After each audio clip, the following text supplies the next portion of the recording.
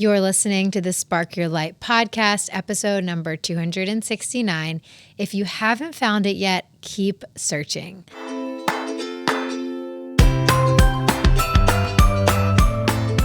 This is a Steve Jobs quote that I love, and this episode is for you if you're on a journey to figure out maybe your career path, maybe it's your love life. If there's something in your life that you're still searching for, and that's why you tuned in, then this episode is for you. We're going to talk about why it's important not to lose hope and how you can reconnect to that hope. So this is a quote that I actually set as the background on my computer because I have so many goals, and sometimes it's easy to tell yourself, you know what, if I've been working towards a goal for so many years and I haven't hit it yet, if I haven't figured out what I want my career to look like or found that job that I really love or gotten into that relationship that is the person that I'm going to marry, then maybe I should just give up.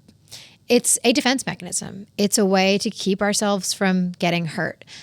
But I love this quote because what it says is that it's worth it to keep going. It's worth it to endure the pain of the process to get the result you want. In a sense, this is an example of the end justifying the means. And I often say that the end doesn't justify the means because I believe that it's important to enjoy the process. And when we enjoy the process, we have more resilience.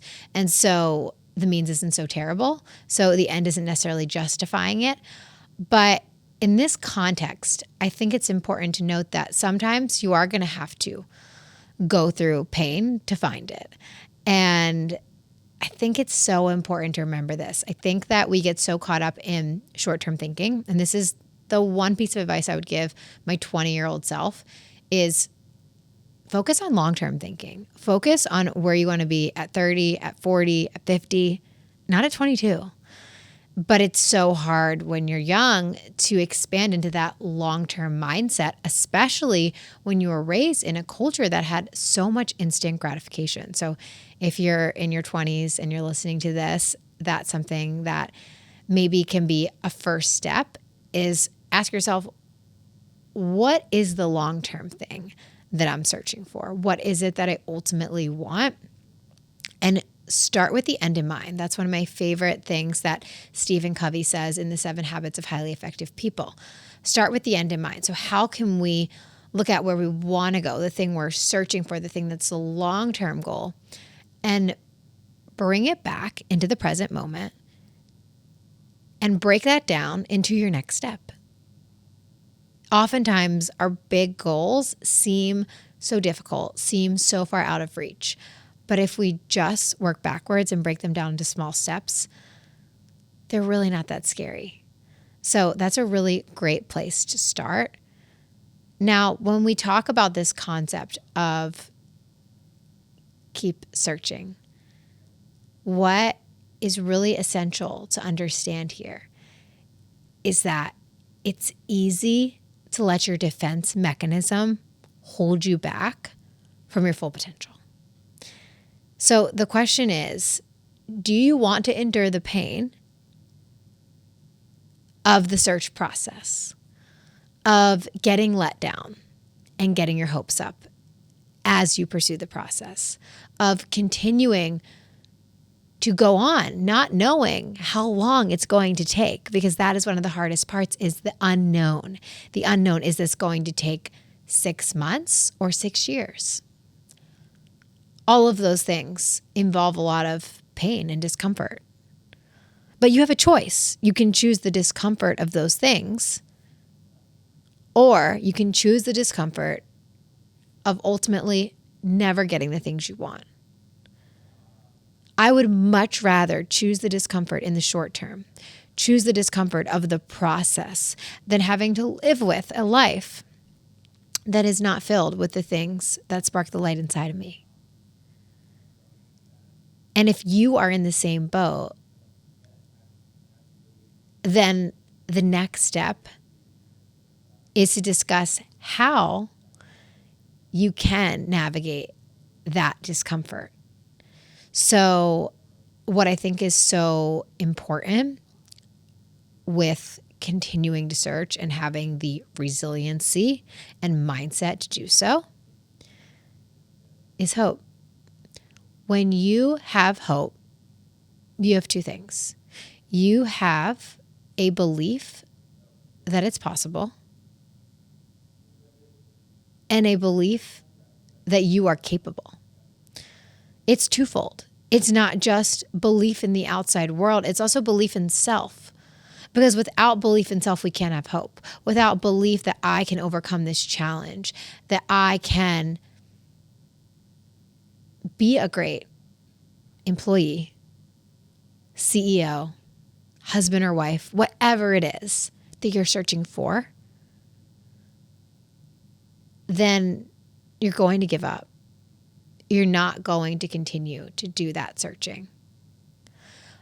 But ultimately, your full potential depends on it. Your full potential depends on that level of self-confidence. So the root of the issue is that self-confidence. Do you have the self-confidence to continue, to keep searching despite all of the failures you maybe have already experienced, all of the times you've already been let down?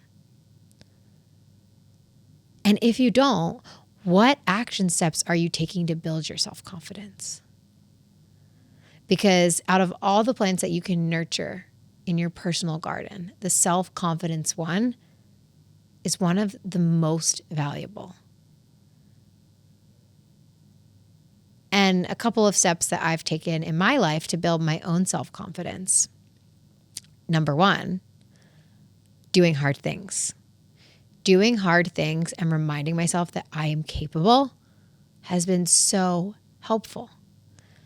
How do you know which hard things to do? They don't actually have to be that hard. It's just things that are a story in your head that you can't do them, that you're not capable. You have to do those things. So this may sound silly, but it's true. I had a story yesterday that I could not give Michael a bath by myself because it's really hard to get him out of the bath and then wrap the towel around him at the same time. I just find that to be really difficult. Like, I want the towel actually keeping him warm, and I obviously want to make sure I have a sturdy grip on him. And it's just a lot. And so I can do the whole bath part, but at the very end, I always get nervous. So for the past 7 months, his entire life, I've only given him one bath by myself. And I remember when I did it thinking, I'm going to try really hard to see if someone is available to help me get him out of the bath, whether it be my mom, Richie, etc. So last night, Richie was outside cutting the grass, and Michael needed a bath. And I thought to myself, you know what? I can do this. Again, it sounds so silly, but it was something that I told myself I couldn't do. And that's why it was so important.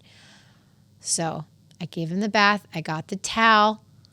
I figured out a new strategy for how to hold it and how to hold him. And he seemed all wrapped up. And I'll tell you what, I felt like I was walking on cloud 9. Because I did something that I had a story about that I couldn't do. And that built my self-confidence. And it's interesting because our self-confidence can really be linked to different areas. So sometimes you might be confident in one area of your life, but not another. And so I might be really confident in my ability to teach, give speeches, and lead a podcast. But there might be some areas of being a mom, because I'm a new mom and it's my first time doing everything, that I'm not as confident. And so to be able to build confidence in that area has been huge for me.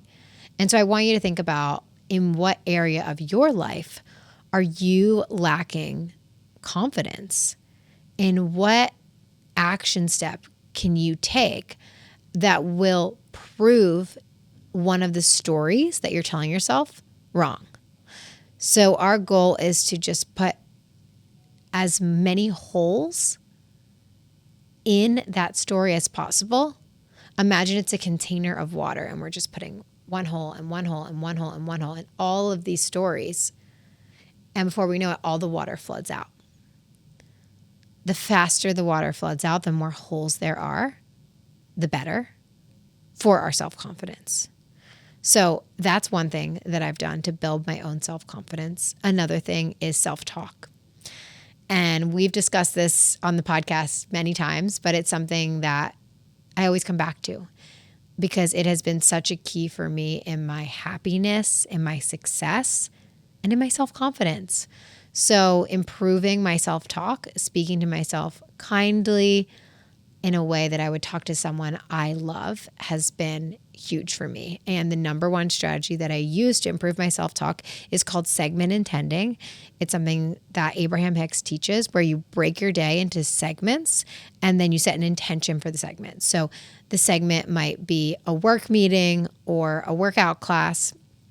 And the intention for positive self-talk would be, I'm going to speak to myself kindly during the 60-minute meeting or during the 45-minute workout class and just start there. And so that's something that has really helped me. And I know that if you implement more positive self-talk into your daily routine, that's something that will really, really help you too. Because the more you speak to yourself kindly, the more that you believe you can, the more that you prove you can, because it's this self-fulfilling prophecy where the more you believe you can, the more you're going to try things, put yourself out there for things, challenge yourself. And the more that you do, the more that you will achieve. The more that you will achieve, the more confident you will be, right? So whenever you feel lack of confidence in something, one of the best things you can do is do that thing and prove to yourself that you can, right? And that's what we just talked about. And so one of the ways to get yourself to do the thing is self-talk, right? We just need 15 seconds of courage to take an action. So that self-talk can help build up that 15 seconds of courage, which is really helpful. And then the third thing I would say that I've done to build my self-confidence is to actually reflect on the reasons why I'm really great at something. So the first time I gave a keynote, I was extremely nervous. The 10th time I gave a keynote, I was extremely nervous. The 50th time I gave a keynote, I was extremely nervous. And so as I've built my confidence as a speaker, I have actually reflected on why my speeches have been helpful, why I deserve to be confident in this area of my life, the evidence that I have. And I would actually go back and I would read messages that people sent me about how my speech helped them. And so oftentimes we have evidence in our life, but we ignore it. We tell ourselves that we don't have the evidence and that we can't be confident in this area because we're actually not good at it. 99% of the time, that's not true. And if you're actually not good at it, here's the thing. You are capable of getting better with practice, with education. So there's nothing stopping you from getting those things, which can also help with confidence. I also have found that learning and education can help with confidence. But in addition to that, I find that it can mask your ability to then go out there and do it because you're hiding behind, I don't have enough credentials and I need more learning and I need more education. And a lot of times you have enough. And it's time to go out there and do it and prove to yourself that you can do it. So finding that balance is important too. Obviously, you want to have the education behind whatever it is you're doing and make sure you have the skills and knowledge. But the way that you build more skills and knowledge is to actually do it, right? So the top doctor in a certain specialty wasn't just born the top doctor and they didn't become it just from going to school. They got the credentials and the education they needed from going to school, and then they worked for many years building up experience to then become the top doctor from their experiences. So if you just get the credentials part and you never then take that and apply it into experience, then you'll never become the best. And if you constantly feel like you don't have enough credentials, then you'll never get the experience part. So it's really important to be aware of that and make sure that that isn't sneaking up on you. And when you are going and putting yourself out there and doing the things, that will build up the confidence for you. So those are all things that I've done that have really helped me build my confidence, which ultimately has helped me have more hope. And at the end of the day, that is the thing that has helped me keep searching. And through my searching, I found a lot of things. If I gave up searching when my app failed, I wouldn't have found my way to this career that I love, that absolutely sparks my light. And as I'm pursuing this next level of goals in my life, I'm searching again. And I am committed to not stopping until I find the things that spark my light. And I hope that you will do the same, because it is worth it to live a life that sparks your light. Thank you so much for tuning into today's episode. I'm so grateful for each and every one of you, and I will catch you in the next episode.